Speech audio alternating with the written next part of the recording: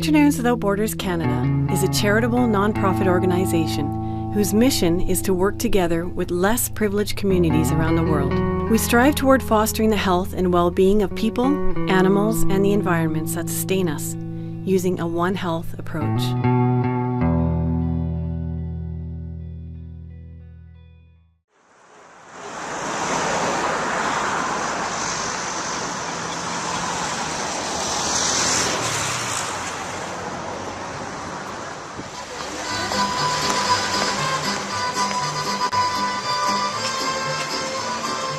In Latin America, our primary objective is to use the domestic dog as the vehicle to teach people about healthy environment and lifestyles. And why domestic dogs? Well, anyone who has ever traveled to Latin America has probably seen them. They're disturbing, to say the least. Dogs in Latin America have no rights, and they are often treated inhumanely. Therefore, we believe that any step toward resolution can only help the suffering of the dogs and create a closer bond between them and their owners.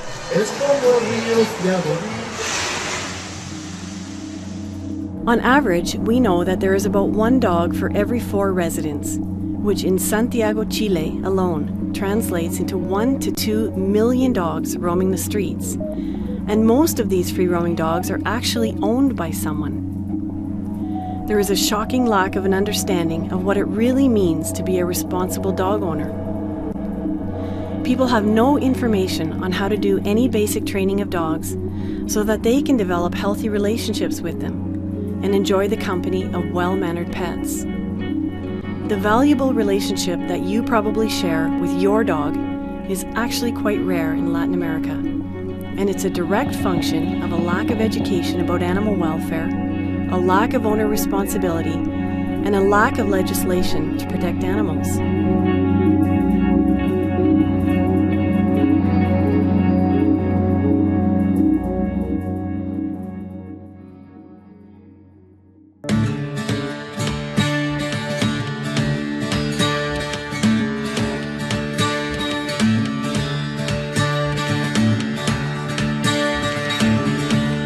Our goals are to provide culturally appropriate education programs to children and adults, to research important gaps in our knowledge of the issue, and to partner with local communities to develop sustainable and humane dog control programs.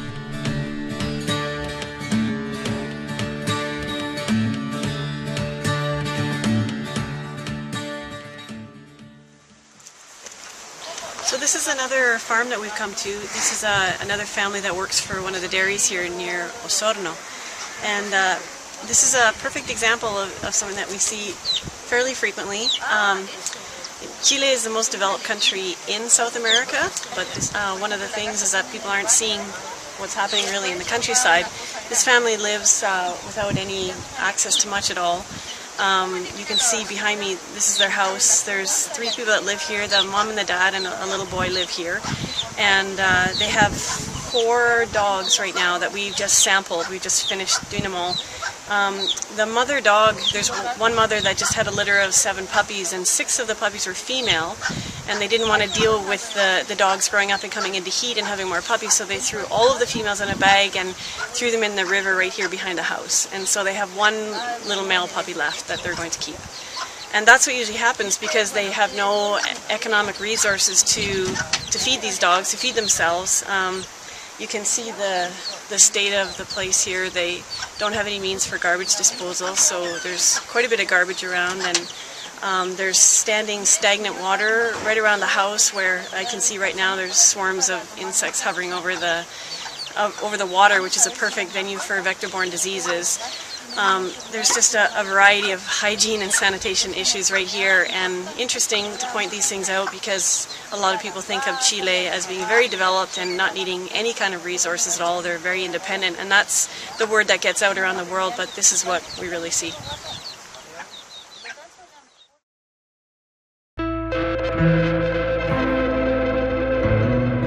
Today we know that what happens on one side of the world affects us all. As members of a more privileged community, it is our responsibility to enable less fortunate communities to live healthier, more enriched lives, one step at a time.